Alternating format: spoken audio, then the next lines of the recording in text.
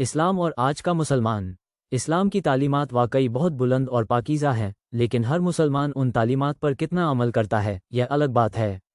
इस्लाम की बुनियाद। इस्लाम की बुनियाद कुरान और सुन्नत पर है।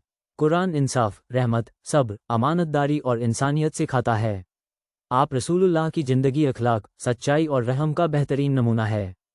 अगर हम सिर्फ उसूल देखें तो झूठ हराम, जुल्म हराम, रिश्वत हराम, धोखा हराम, नफरत फैलाना गुनाह। लेकिन समस्या कहाँ है? मजहब मुकम्मल हो गया है, मगर मानने वाले इंसान कमज़ोर होते हैं। आज कई मुसलमान इल्म से दूर हैं, अखलाक से दूर है, दीन को सिर्फ रस्मों तक सीमित कर देते हैं। कुरान का नज़रिया। कुरान खुद कहता है कि हर उम्मत में अच्छे और बुरे लोग होते हैं, इसलिए पूरे मुसलमानों को सबसे बदतर कहना भी इंसाफ नहीं होगा। आज भी बहुत से लोग खामोशी से गरीबों की मदद कर रहे हैं, ईमानदारी से कारोबार कर रहे हैं, सब्र और तकवा के साथ ज़िंदगी जी रहे हैं। असली सवाल हमें ये देखना चाहिए, क्या हम खुद उस इस्लाम के मुताबिक जी रहे हैं जिसे हम सबसे बेहतरीन मानते हैं। इस्लाम की खूबसूरती तब नज़र आएगी जब मुसलमान उसका आईना बनेंगे। अगर गिरावट है तो उसके कारण भी समझने चाहिए। तालीम, शिक्षा की कमी। इस्लाम की पहली वह का लफ्ज़ ही इकरा, पढ़ो था। आप रसूलुल्लाह ने इरशाद फरमाया, इल्म सीखना हर मुसलमान पर फ़र्ज़ है। लेकिन आज कई जगह दीन की गहराई से समझ नहीं, कुरान पढ़ते हैं मगर समझते नहीं, दुनियावी इल्म, साइंस, कानून, अर्थशास्त्र में पीछे। इतिहास में जब मुसलमान इल्म में आगे थे, जैसे बगदाद के दौर में, तब तरक्की भी थी।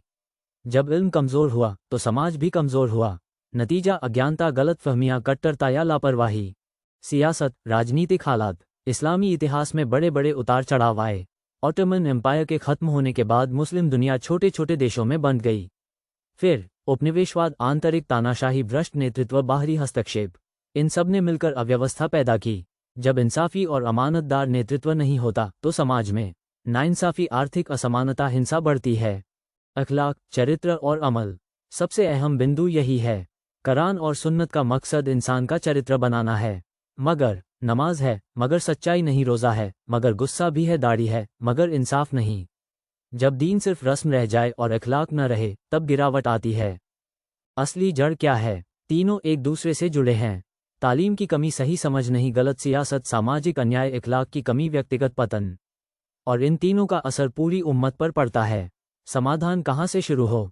सही तालीम, दीन जोड़, दुनिया दोनों, ईमानदार नेतृत्व, व्यक्तिगत सुधार, मैं बदलूं।